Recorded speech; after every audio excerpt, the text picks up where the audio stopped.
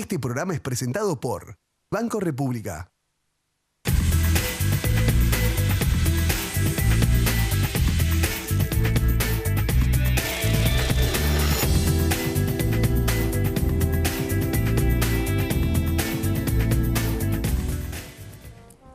Bienvenidos a una nueva edición de Por Amor al Arte, Jaime. ¿Qué tal? ¿Cómo les va a todos? El programa de hoy promete. Es lo único que les puedo decir. A mí en general no me gusta prometer las cosas porque el camino se hace al andar y hay que ver. Pero tenemos un invitado muy especial, polémico, y además tenemos una cantidad de temas pensados para ustedes. ¿Vamos a los avances? Vamos a verlo, dale. Avante.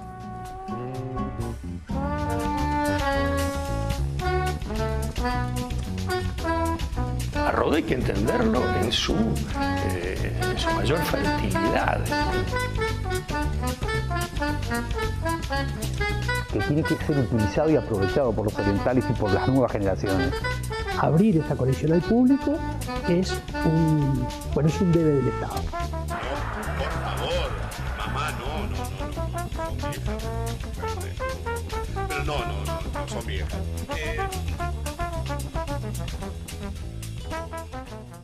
Bueno, muy bien, aquí empezamos con este programa y tenemos muchos libros. Tenemos muchos libros, no tenemos mucho tiempo para comentarlos todos, pero por lo menos un par.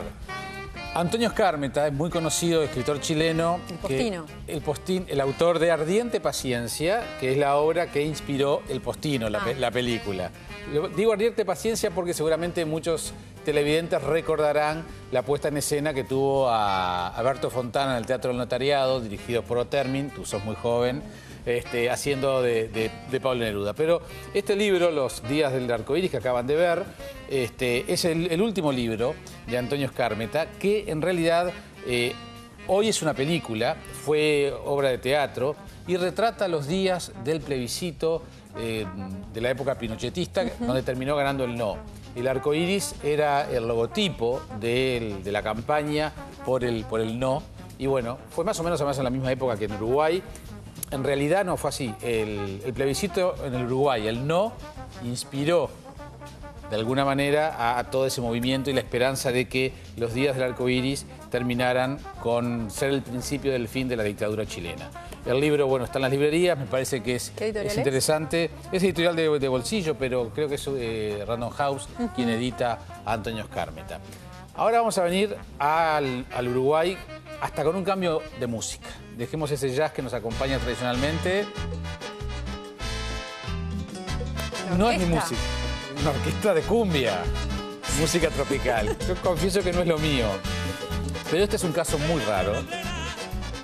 Durante 15 años, este grupo, Monterrojo... Monterrojo. Bueno, no identifiqué. Pero mirá... Una época me gustaba mucho. Mirá vos, bueno, no es lo mío, yo reconozco que no es lo mío. Pero Pablo Pepino Caldarelli era el líder de Monterrojo. Los vi en vivo alguna vez, te digo más.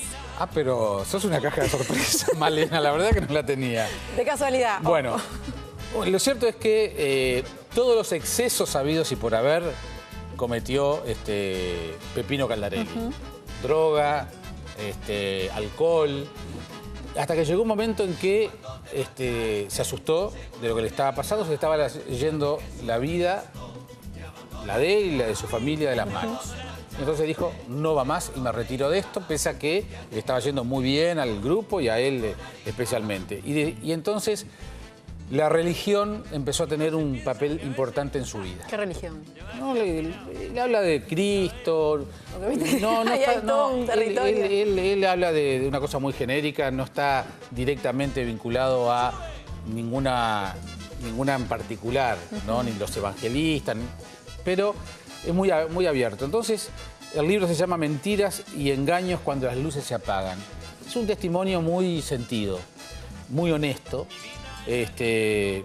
No sé, creo que el fenómeno de la música tropical es un fenómeno que no podemos ignorar, nos podrá gustar o no, a mí no me gusta, no conozco, confieso, pero cuando surgen estos testimonios tan valiosos, me parece que por lo menos que sepan que el libro está en las librerías, que existe, que se llama Pablo Pepino Caldarelli, su autor. Para quienes frecuentan la música tropical, es un tipo muy conocido, yo no lo conocía. Hice una entrevista en la radio y me cayó muy bien y creo que, bueno, el disco que están escuchando viene con el libro, además, por si fuera poco. Y además, está nominado este disco para los premios Grammy como Mirá. en la categoría música cristiana, donde Uruguay tiene 2 participantes importantes. La otra es la cantante Noelia, pero ese es otro tema. Bárbaro. Vamos ahora a salir del estudio. Sí, vamos a algo más clásico, si se quiere. Sí. Vamos a ver, estuve en el taller de un artista de la patria, como fue José Luis Zorrilla San Martín, que murió hace casi 40 años y su taller está como inmaculado, es como un secreto bien guardado. El padre de China. El padre de China Zorrilla, sí. Bueno, es un taller de escultura, como ustedes van a poder ver, que está allí, que se abre a veces para el Día del Patrimonio, que fue declarado hace un tiempo Monumento Nacional y que es una pena que no esté abierto al público, porque realmente recorrerlo es toda una experiencia. Hablemos con su nieto mayor, Hugo Estrázulas, y también con el expresidente de la Comisión de Patrimonio, Willy Rey. Muy bien. Así que vamos a verlo.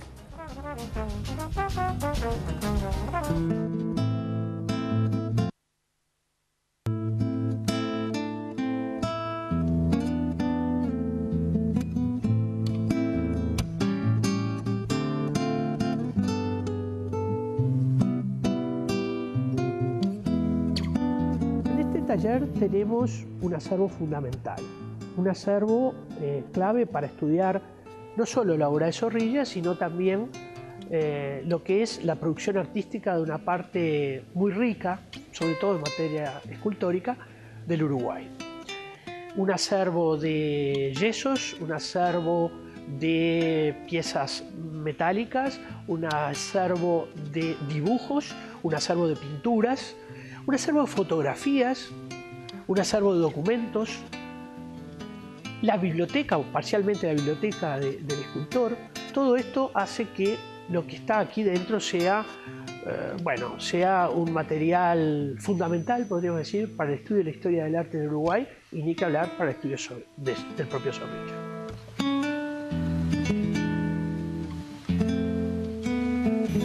Este es un acervo que pertenece a la familia del escultor, pero es Monumento Histórico Nacional. Todo el acervo ha sido inventariado, y prolijamente inventariado, diría yo, y eso hace que sepamos, digamos, cuáles son todos sus componentes y enfrentemos el caso de una verdadera colección. Ahora, está protegida en lo que tiene que ver con, digamos, con el mantenimiento en la unidad de la colección, pero no está tan bien protegida en materia de conservación. Creo que están faltando todavía la devolución del Estado, que no ha llegado. No ha llegado en un espacio que tiene goteras, en un espacio que tiene humedad, en un espacio que no está en las mejores condiciones para el mantenimiento de los bienes. Y por supuesto tampoco está en condiciones para una apertura al público. Y es fundamental esto. Es decir, abrir esta colección al público es un debe del Estado. En este ambiente, que era su ambiente, uno vivía unas experiencias extraordinarias. Yo tengo el recuerdo de haber tocado timbre siendo un niño para visitarlo, y que él, que estaba subido a sus andamios haciendo estas estatuas extraordinarias, bajaba desde las mismas trabajosamente y me recibía con una alegría extraordinaria, me hacía sus cuentos, como si no hubiera tenido que hacer ningún sacrificio para eso. Algo que es muy difícil y que a mí me llenaba de ilusión. Venir a este taller para mí era siempre una fiesta, como lo era para todos los que venían a visitarlo. Y ese recuerdo creo que se ha mantenido. La gente, mi abuelo murió en el año 75, es decir, hace unos cuantos años. Da gusto encontrarse con los que lo conocieron y los que lo vieron, porque esa imagen tan cálida, humana e intensa sigue viva. Desde la muerte de mi abuelo, ha sido un desvelo mantener este taller, porque nosotros entendimos que teníamos que continuar lo que él quería, y es que este taller pudiera ser visto y compartido por los orientales, porque aquí se gestó, tomó cuerpo y cara lo que antes era idea. Él heredó las ideas nacionales, los mitos, los grandes mitos de su padre, que los estudió y los llevó a la literatura y al arte. Y él quiso hacerlos en el bronce. Entonces yo creo que aquí le dedicó un esfuerzo enorme y un trabajo extraordinario. Yo creo que es un lugar ideal para que los niños vengan aquí y vean cómo se va forjando los valores nacionales, cómo se hicieron, con qué esfuerzo y cómo esto tiene ese espíritu que es único, que yo creo, que no van a encontrar en otro lado, y creo que los puede fortalecer anímicamente. Entonces nosotros, como nietos de Juan, nietos de Juan y nietos de José Luis, queremos que ese mensaje se distribuya, que llegue a todos. Y eso no ha sido sencillo. Hoy tenemos este taller que pertenece al Estado y su contenido que nos pertenece a nosotros. Es obvio que ese contenido tiene que estar conservado de la mejor manera posible. Y no siempre ha sido así. Hoy llueve. Y la lluvia no solo afuera, también es un poco adentro. Y esa lluvia es terriblemente nociva para lo que hay acá adentro. Nosotros tenemos temor y miedo de que el tiempo termine horadando lo que es un mensaje extraordinario y que tiene que ser utilizado y aprovechado por los orientales y por las nuevas generaciones. Y hacemos y haremos todo el esfuerzo para que eso sea así.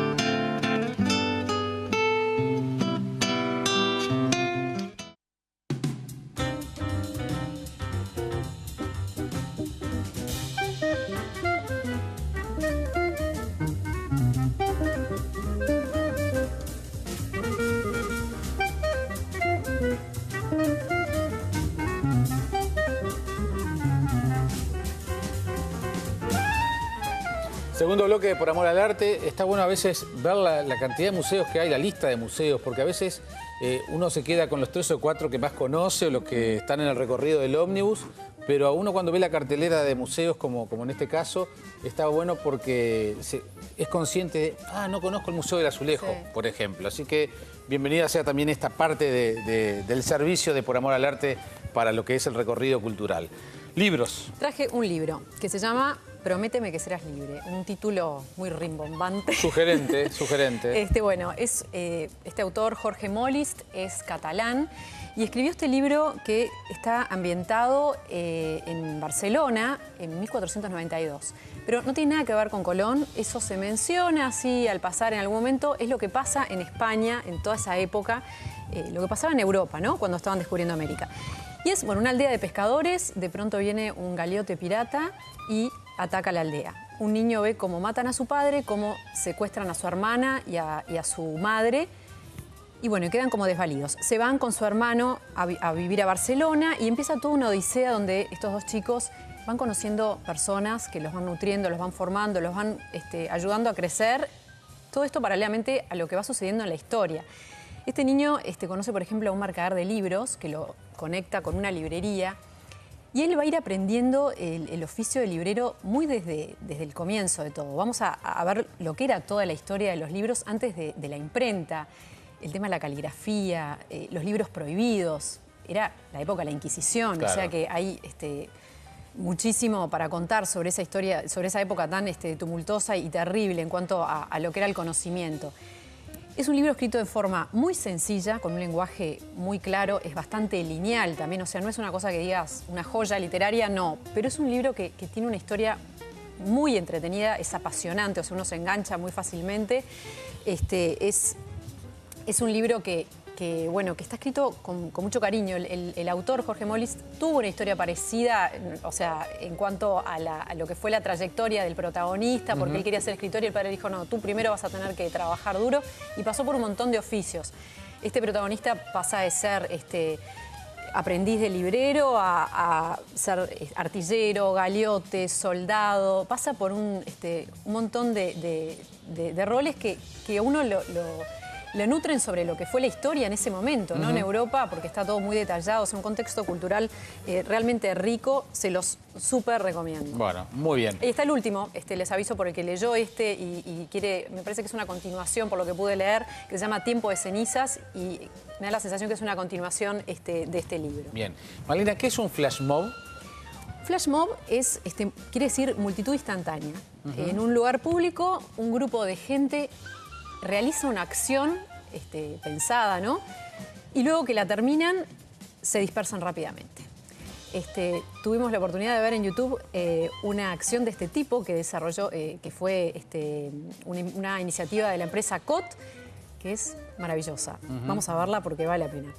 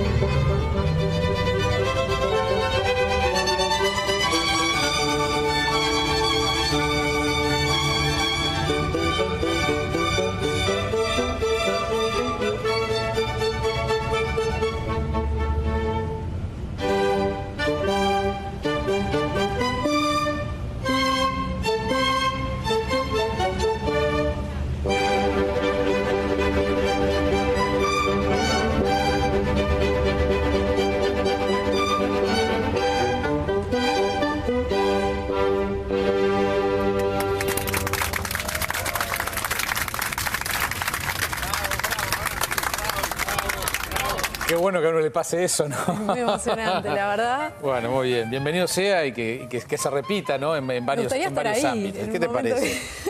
Muy bien. Bueno, ahora vamos a cambiar de tema, dejemos la música y vayamos a las ideas.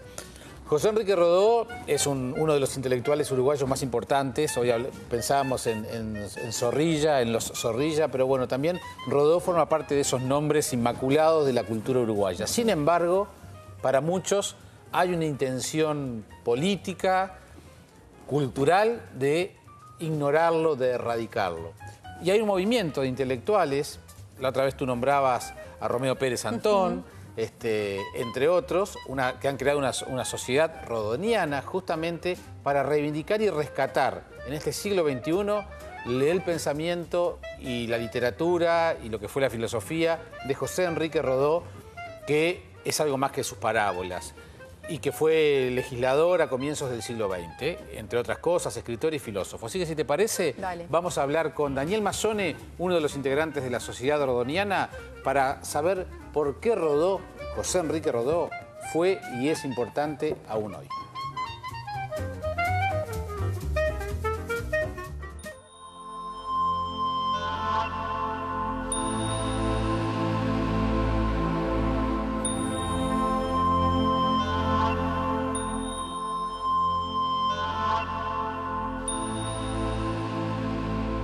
Habría que situarlo como uno de los pocos uruguayos, quizá el único en su generación, que se planteó el tema de la región, el tema de Hispanoamérica, el tema del sujeto.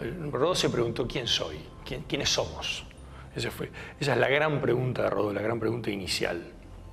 Y creo que es de su generación hispanoamericana también. Es uno de los pocos que se plantea de modo tan raigal el tema de la región. Lo que hay que hacer no es explicar a Rodó, sino continuarlo. O sea, desde luego explicarlo, pero sobre todo continuarlo. Y lo continuó en ese libro que publiqué en 2012, Hispanoamérica, Interpelación a los Fundadores, que arranca con ese diagnóstico de Rodó. En la fundación hay un problema. Entonces yo fui a ver cuál es el problema. Y el problema que veo es que no fue una fundación democrática, cosa que contradice totalmente el relato oficial. Creo que hoy hay una lucha por revisar ese relato y producir un relato nuevo. Yo en ese libro que acabo de mencionar, Hispanoamérica, Interpelación a los Fundadores, relevo justamente unos 30, 40 historiadores de toda la región que ya están escribiendo ese relato nuevo. Lo que pasa es que no aflora, porque todavía lo viejo sigue siendo muy poderoso.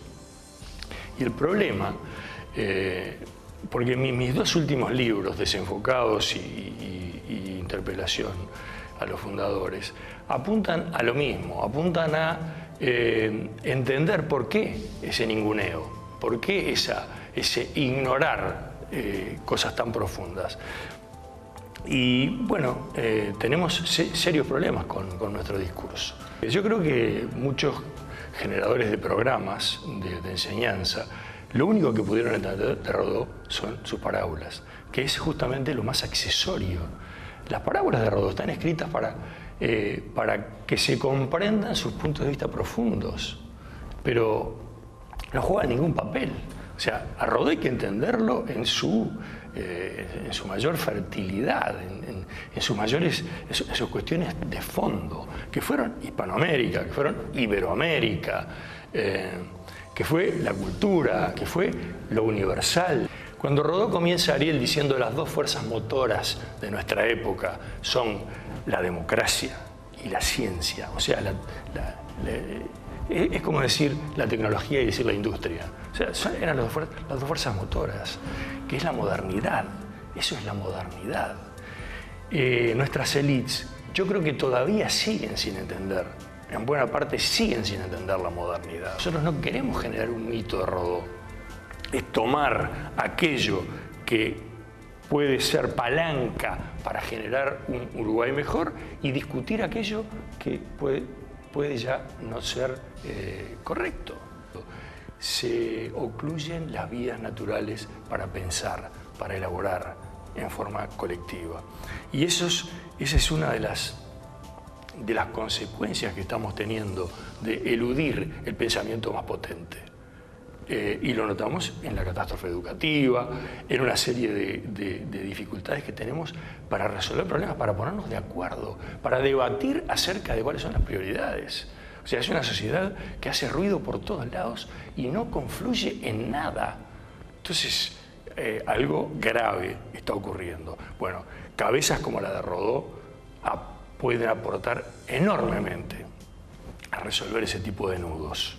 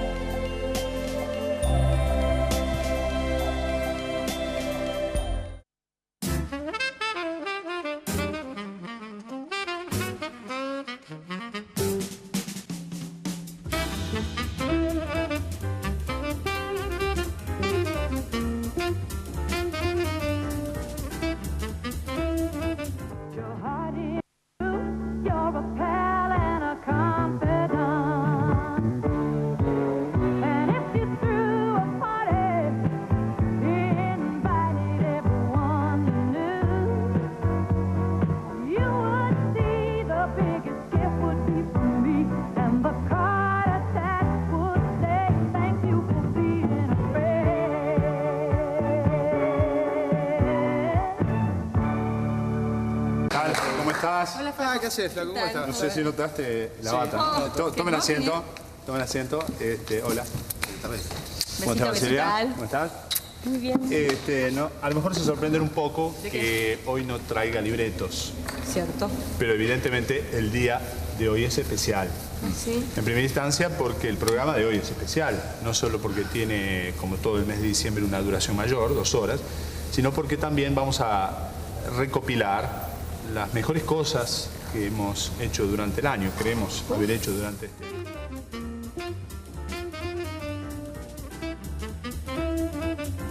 Tenemos que saludar y celebrar a la producción de Por Amor al Arte porque recogió del arcón de los recuerdos estas imágenes que de alguna manera anticipan la presencia de nuestro invitado central en el día de hoy, que es un hombre de televisión, que ha estado allí en esas imágenes que estábamos viendo, que es un hombre de teatro, que es un hombre que con sus convicciones permanentemente nos transmite el compromiso por lo cultural.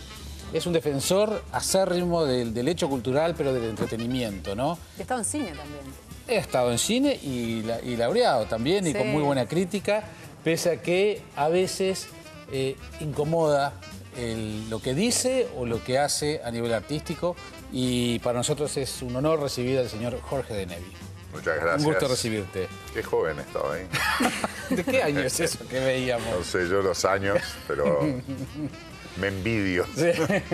De una época más actoral, ¿no? 83 años. No, yo nunca actué mucho, pero en ese caso había un personaje en el cual yo calzaba perfectamente bien, porque aquellos que recuerden los años dorados, había una de las actrices, estupenda por cierto, en que yo parodiaba y que tenía mi altura, y entonces la desproporción hacía evidente de que yo debía hacer ese papel, ¿no? Sin embargo, Jorge, no quiero hablar de pasado porque tenemos muchas cosas para hablar hoy, pero eso de la actuación, digamos, mucha gente hoy se sigue acordando del Flaco Cleanto. Sí, es cierto. Yo empecé como actor. Por eso. Pero siempre tuve la idea de que lo mío era dirigir, no sé por qué.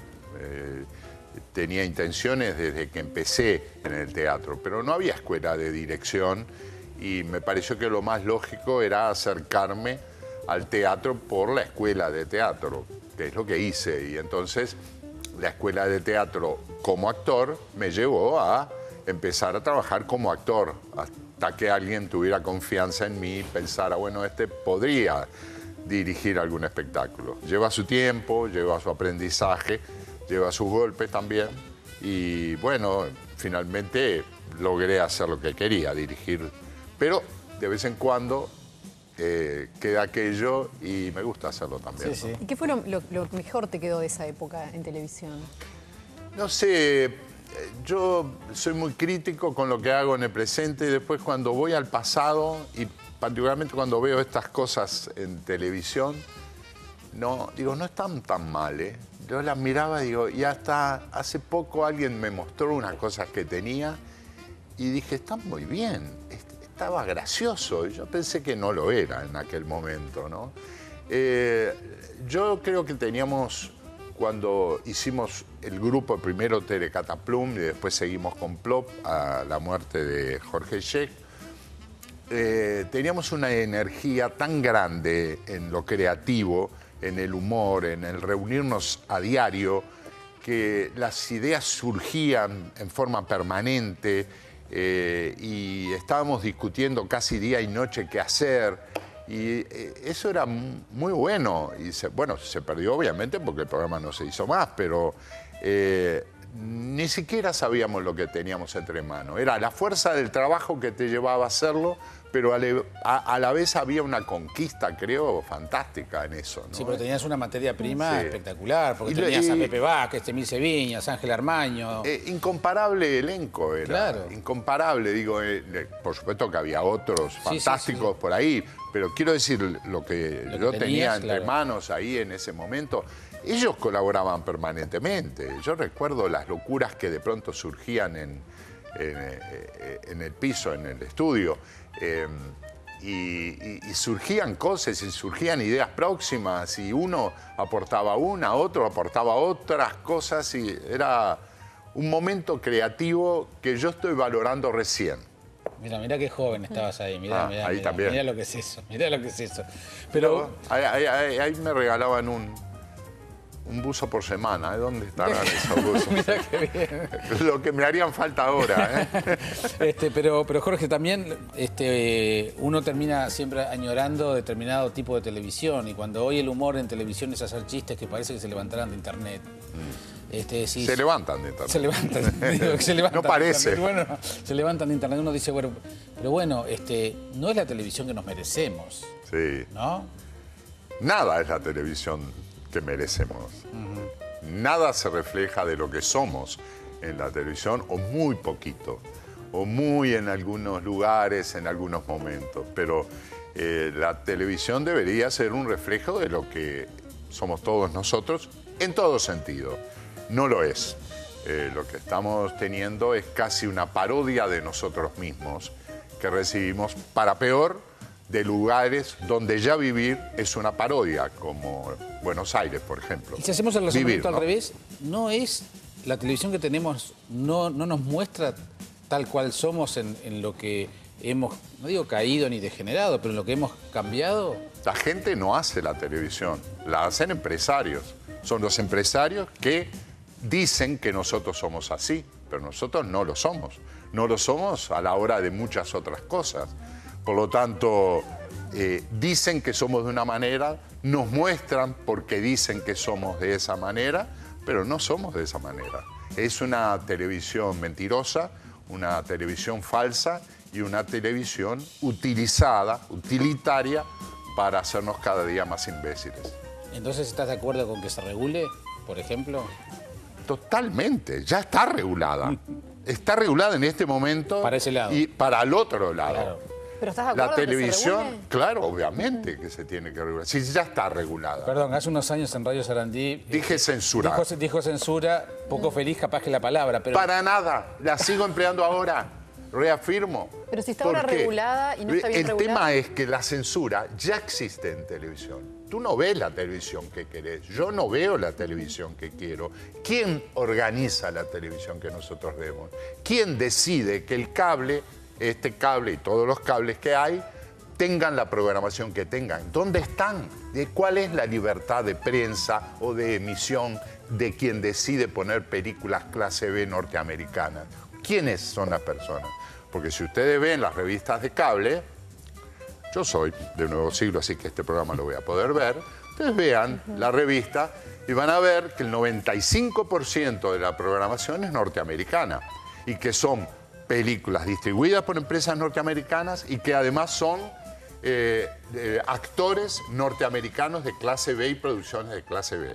O sea que tú con tus 1.000 pesos, tú con tus 1.000 pesos, y yo con mis 1.000 pesos y todos los técnicos acá con sus 1.000 pesos y pico, yo pago más, nosotros estamos financiando la producción clase B norteamericana. Esta es la síntesis.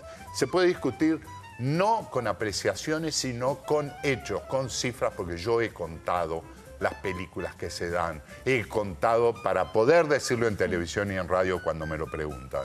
Una vez en la letra A conté en un mes de 105 películas que había para programar, había solo 5 de un origen que no era norteamericano. Solo 5.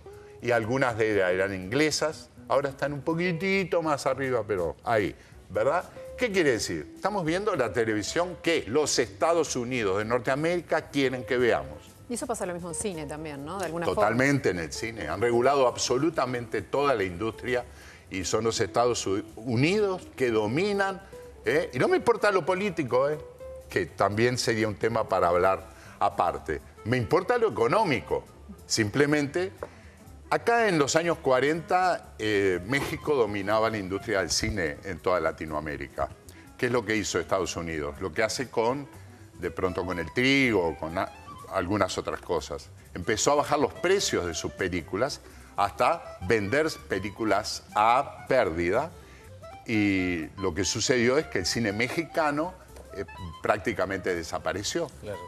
¿Qué es lo que hizo? Se quedó con el cine y después lo puso al precio que quiso, como hace ahora. O sea que sigamos viendo Harry Potter, Batman, Los Invencibles, Los Indestructibles. ¿Y qué es lo que querés ver? ¿Cuál es la situación ideal? Imaginemos, hagamos un esfuerzo de imaginación. El cine de todo el mundo, para empezar. Pero eso materialmente es imposible. Es imposible porque está dominado, pero no es materialmente imposible. Claro, lo puedes ver en tu casa. Claro, pero yo te doy el poder de que tú armes el canal perfecto. ¿Cómo sería? Muchas gracias. Yo de ese poder no tengo tiempo. Pero ¿cuál sería, digamos, porque está bien, yo entiendo la crítica, está todo fenómeno, pero bueno, ¿cuál es la propuesta entonces? Bien, para empezar, ¿hay posibilidades de los uruguayos de jugar al fútbol bien? ¿Hay posibilidades de los uruguayos de salir cuartos en un campeonato mundial de fútbol? Bien, ¿hay posibilidades de hacer operaciones quirúrgicas de primer nivel en el hospital de Tacuarembó? Entonces, ¿por qué no hay posibilidades de que los uruguayos, si pueden hacer eso, no puedan hacer televisión de alto nivel? ¿Es que somos retardados mentales en la televisión y en lo otro no? ¿O solo la vida es para un lado y la creatividad nos está prohibida? ¿No somos capaces de hacer un teleteatro como Graduados, por ejemplo? Para poner un caso. Sí, claro. Vos sabés que sí. Entonces, ¿por qué no lo hacemos? A ver, ¿qué explicación hay? ¿Por qué no lo hacemos? Porque es más barato traer una lata de lata le digo yo porque soy viejo, ya no es más lata, pero quedó lata. Es más fácil traer un programa de afuera porque sale $500 y hacer un programa nacional sale $25.000 para hacerlo bien hecho. Entonces, ¿quién se queda con el vuelto? Los canales. Yo quiero una lanza porque estamos haciendo un programa cultural cuando toda la vida se dice que... Esto es cultura. Claro, por eso, por supuesto. Pero también, digamos, creo que hay que tratar siempre de pelearla. Me consta que tú lo haces. Me consta que venís predicando con esto. Yo lo único que quiero es una regulación como la que tiene Colombia, o la que tiene Bélgica, o como la que tiene España. Si yo pongo un programa extranjero, a la misma hora, al otro día, en el mismo horario y con el mismo presupuesto, tengo que tener un programa nacional. ¿Y cómo haces para cuidar la calidad ahí del programa nacional? La calidad se va a cuidar sola, porque si yo tengo que competir, y si tengo que competir, yo no voy a poner con 2 pesos una cosa a las 9 de la noche porque se me arruina el canal. Voy a tener que hacer programas buenos. Me consta que se ha intentado acá hacerlo. Sí, claro. A mí lo que me preocupa en realidad, más que la calidad, el tema que también quienes programan tampoco se vayan para el otro lado y terminen haciendo de eso una cuestión de amiguismos y chacras que tú sabes que en el ambiente artístico también está. Bueno, el amiguismo y las chacras existirán y ese es otro tema distinto. Pero que sabes empecemos... que existe. Sí, existe, claro que existe, pero... existe en la cultura. Sí, por eso, sí, claro. Lo he dicho, en la prensa también. No, también me consta que sí. No me han contestado, ¿eh? Nadie me contestó. Es mejor callarse la boca. Pero acá es un tema económico y acá alguien se queda con el vuelto. Esta es la realidad. Bien, vamos al teatro, ¿te parece? En el bloque que viene. Yo siempre me terminan llevando para el mismo lado y para el mismo lado. No, que no era la intención, pero como las imágenes nos sorprendieron a todos gratamente, me parece que está no hay más humor uruguayo, no hay más. No hay más. ¿Sabés lo que me dice la gente en la calle? ¿Qué pasa? No hay humor porque ya no hay más gente que haga, humoristas que no hay. Y yo les contesto siempre lo mismo, que es parecido a lo que dije. Si tú dejás de jugar al fútbol en Uruguay, no vas a poder llevar un seleccionado a competir. Es muy simple. Tenés que empezar por jugar, tratar de ganar los partidos a nivel local, tratar de competir, tratar de hacer un seleccionado y está. Pero si dejás de jugar al fútbol, no vas a tener un combinado. O sea que es simple. El tema es que si toda esa gente que te reclama por la calle, el Telecataplum, Plop, si después mira el programa. Yo te digo esto, el programa, cuando yo dirigí Plop como productor y director, estuvo 10 años exactos en el aire. Esos 10 años, supongo que tontos en el canal a pérdida no lo mantendrían, ¿verdad? Digo, eso no lo puedo creer. No, está claro. Eso significa que al canal le daba beneficios, beneficios de todo tipo. los ratings en los cuales yo sostengo y he sostenido siempre que están manipulados, los ratings, y que no se hacen ni se analizan debidamente, los ratings en todo caso nos mantuvieron en esos lugares, los avisadores apoyaban, por lo tanto se puede. Señoras y señores, Jorge de Nevi, Por Amor al Arte, último bloque, luego de la pausa.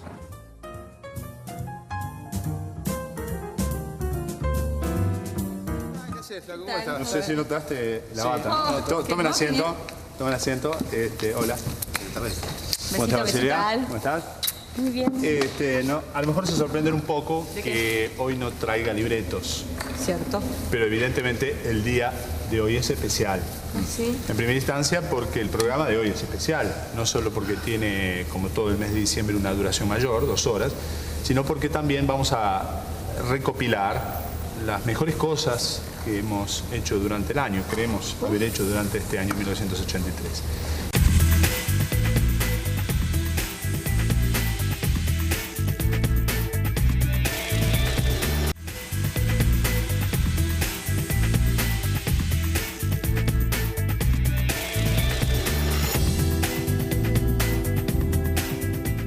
Glorioso de nuestro fútbol, Rubén. Cuando nos dirigía el ingeniero Erramuspe.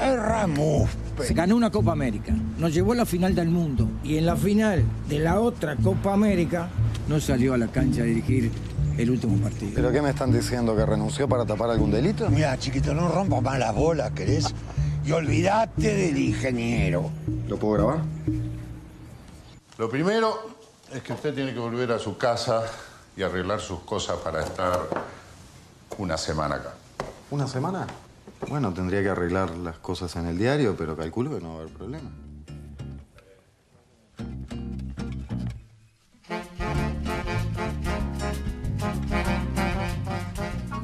Estamos en el cuarto bloque de Por Amor al Arte conversando con Jorge de Nevi. Estamos hablando de la televisión. Vamos a pasar ahora al teatro. Y como hombre teatral, ¿qué es lo que le inquieta en este momento? Mira, nunca estoy muy seguro qué cosas. Yo siempre digo que las obras lo buscan a uno, ¿no? Estás de pronto en un momento que decís, no tengo ganas de hacer nada, no voy a hacer nada, y de pronto literalmente te cae una obra a las manos y empezás a leerla y decís, esto es realmente lo que yo quisiera decir en este momento, lo que yo quisiera hacer. Y te empezás a entusiasmar y bueno, así me cayó Éxtasis, que está así en cartel en el Galpón y que va al Festival de Porto Alegre en estos días y presumiblemente seguirá después. Y me cayó La Fiesta de Abigail en conjunto, que es del mismo autor, que es Mike Leigh, que es un autor muy famoso, no solo en teatro, sino que se pueden ver en las películas Secretos y Mentiras o Un año más, El secreto de Vera Drake, tipo candidato al Oscar como 8 veces, y que raramente, digo, porque son películas que no son de un poco de la línea de lo que es un Oscar. Sin embargo, ganó en Cannes muchas veces y las obras teatrales me parecieron formidables y me parecieron que tenían que ver con una realidad, por lo menos de cómo yo veía la realidad de las cosas en que vivo, lo que estoy viviendo, y me decidí a hacer Éxtasis primero y ahora en el Teatro Circular, en los próximos días, La Fiesta de Abigail, ¿no? Que es una mirada a una realidad que tiene que ver con Inglaterra y yo creo que tiene que ver con Uruguay, Montevideo. Pero Éxtasis, por ejemplo, es una obra que sucede en la época de Margaret Thatcher, con todo el tema del desempleo, con un gran drama social que hay. ¿En qué toca en usted para querer hacer esa obra en este momento? Mira, a mí me preocupó lo que hablamos al principio, de alguna forma. Cómo hay vastísimos sectores de la población mundial latinoamericana y la que me interesa a mí, la que yo vivo, la montevideana, la uruguaya, pero particularmente la montevideana es la que yo vivo, que están absolutamente sumergidos y aislados de todo hecho cultural posible. Y el hecho cultural va más allá de que ir a los museos o ir una vez al Teatro Solís o que le lleven una obra de teatro de pronto a un barrio. Es mucho más extenso que lo que es la educación formal, sino simplemente esa gente que está atontada con determinados valores, en este caso casi exclusivamente con el alcohol y la televisión, en el caso de Éxtasis, ¿verdad? En el caso de la fiesta de Abigail, que es la contracara de Éxtasis, es con el consumismo, con el comprar cosas cada vez más caras, que no se sabe para qué, ¿verdad? Y eso a mí hoy en día en la realidad mundial y la mía particular diaria es una cosa dolorosísima. El preguntarse para qué hace teatro uno y para quién.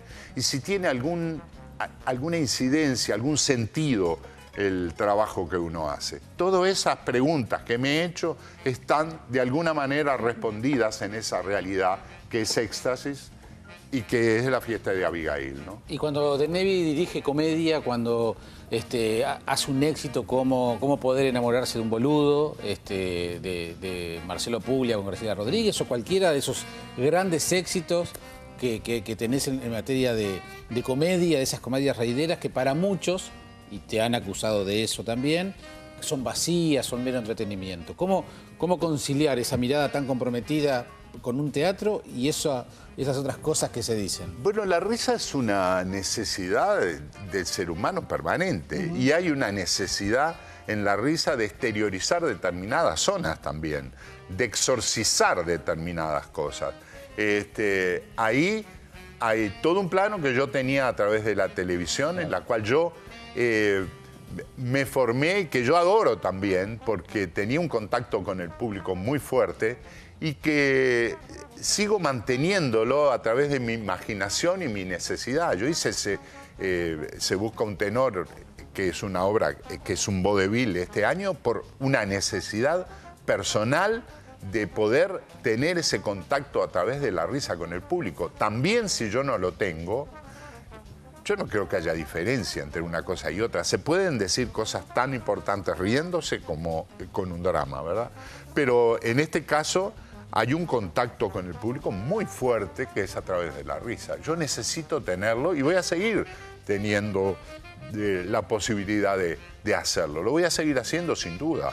Ya cuando digo, bueno, ahora no voy a hacer más nada, ya me empiezan a surgir ideas y por el lado de la comicidad me empiezan, raramente, ¿no? Es decir, veo por un lado esa realidad y por el otro lado está la otra. O sea pero hay también un retrato, ¿no? De la sociedad también, con esos temas que parecen tan light, sí, también hay... Yo creo que es reitero, siempre lo digo, el humor es una forma de justicia. Y digo, que no haya un programa cómico uruguayo en la televisión uruguaya es peligroso. ¿Entienden? Porque nosotros nos tenemos que reír de la torpeza de lo que hicieron en el corredor Garzón. De algún lado hay que escapar a ese tipo de cosas. Nos tenemos que reír de que no se recoja la basura y que se diga de que Montevideo es la ciudad más limpia del mundo. Entonces, como es, lo leí en internet, dicho por autoridades. Entonces, esto... nosotros de eso nos tenemos que reír. Esta es una forma de venganza. Además, pagamos los impuestos y no nos podemos reír. Y eso no tenemos el derecho hoy en día. ¿Cómo es posible? ¿Verdad? Tenemos que reírnos de cosas que hacen otros países, los argentinos, y ni allá. Jorge, ¿cómo te cae el stand-up? A mí fui hace poco a ver un espectáculo de stand-up que me invitaron y me gustó mucho, que se llamaba 10 maneras de ser hombre. Donde vi una cantidad de gente muy preparada, pero yo soy especialista y amante del stand-up de todas partes, particularmente del norteamericano y particularmente de un monstruo llamado Bill Hicks, que murió a los 36 años y que me parece la representación más clara del humor y de la lucidez. Lo recomiendo, está en YouTube, con subtítulos muchos de ellos, Y para mí esa es la quintesencia del stand-up. Te hago la pregunta entonces a la uruguaya. Esta onda o esta moda de sobre el escenario gente que no tiene formación teatral a contar sus cosas. Eso es otra cosa. Es decir, a eso me refería en realidad. Hay dos aspectos. Por un lado está el tema de los actores que simplemente tienen pantalla y pasan a ser actores. No son actores y están muy mal en general. Alguno está bien, digo, tiene sus posibilidades y tiene su formación. Pero para ser actor hay que estudiar, como para ser cirujano hay que estudiar. Digo, no es, yo tendré condiciones, siempre hago la misma respuesta. Yo podré estar en el escenario y yo le digo, así naturalmente, y yo le digo, bueno, en la medida que te dejes operar del corazón por un cirujano autodidacta, sí. O sea, ser actor requiere una formación técnica y espiritual, ¿verdad? Y eso es otra cosa. Ahora hay gente que hace stand-up que no necesariamente tienen por qué pasar por una escuela de teatro, que tiene muchas condiciones. Por lo tanto, el público sabe elegir. A la larga, los malos van a quedar atrás y los buenos van a quedar adelante. Pero el teatro es otra cosa. Necesario pasar por las aulas. Hace poco hiciste una obra muy autobiográfica. ¿Qué te dejó esa experiencia? Fue mala en realidad, si te digo la verdad. La hice sacando una cantidad de cosas para afuera mías y me parece que no fue suficientemente meditada. Aunque tiré todo lo que yo tenía dentro, no tenía la forma artística que yo la veo ahora con el tiempo, debería haberle dado. Al punto que la he estado modificando en los últimos tiempos, no sé para qué. Pero muy revulsiva. Sí, la he estado. Muy revulsiva. Laura Restrepo decía que la escritura es una forma de perdón muchas veces. Capaz sí, que... a lo mejor lo necesitaba en ese momento, a lo mejor lo necesito ahora, qué sé yo. Jorge, sabemos que has visto el programa, además has sido muy generoso con algunos conceptos sobre él, y entonces sabrás que no por casualidad está ese lienzo allí, cada vez, por suerte, con la huella de cada uno de los invitados. O sea que... Estuve toda la noche pensando que iba a poner. ¿Qué ibas a poner? Entonces... Pero bueno, te vamos a invitar a pararte. ¿Puedo escribir del lado de arriba? Sí. Sí. ¿Vos sabés que... Cuidado, me paro despacio. A ver... Acá. Sí, exactamente, tomar el elemento que quiera. Esto me hace acordar a Alberto Mastra, un cuento que hace Maidana. Alberto Mastra era petizo, casi enano. Y una vez iba en un tren y entonces tenía que poner la valija arriba. Entonces le pidió a un Jorge de Nevi que por favor le pusiera la valija. Entonces el señor Jorge de Nevi le puso la... Entonces le dijo a Alberto Mastra, bueno, cuando necesite algo del suelo, estoy a las órdenes. Bueno, ahí está. Bueno, ¿qué cosas has hecho o qué te sugiere el concepto de por amor al arte? A ver. Parte de lo que dije. A ver.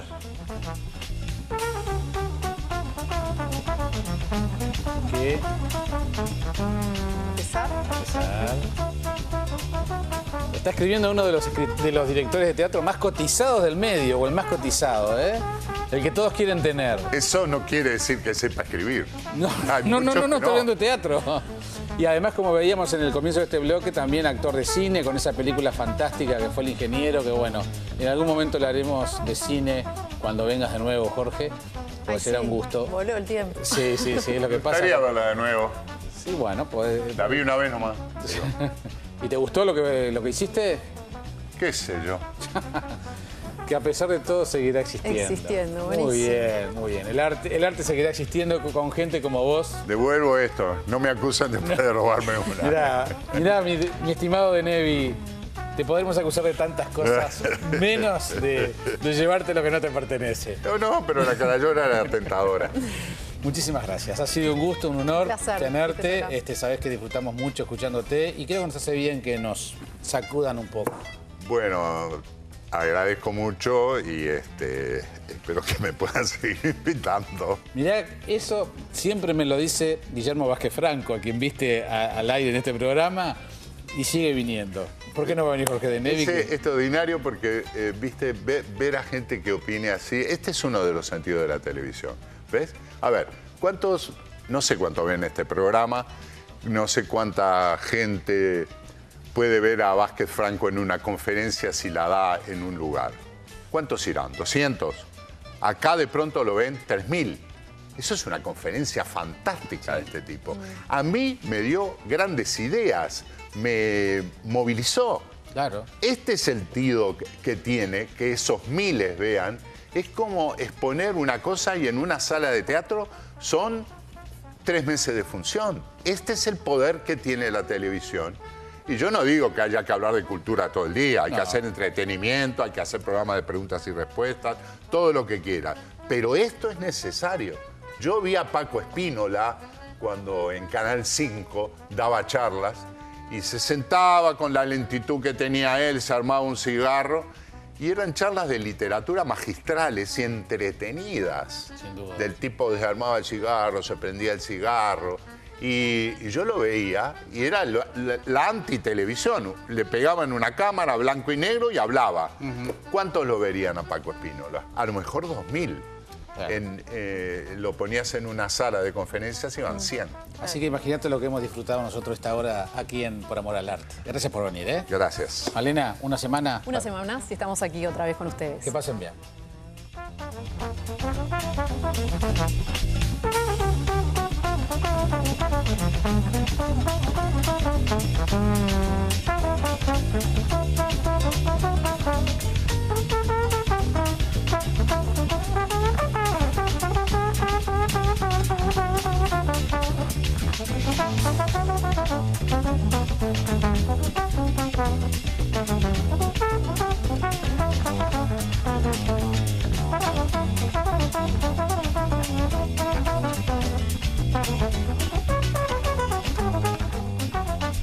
Este programa fue presentado por Banco República.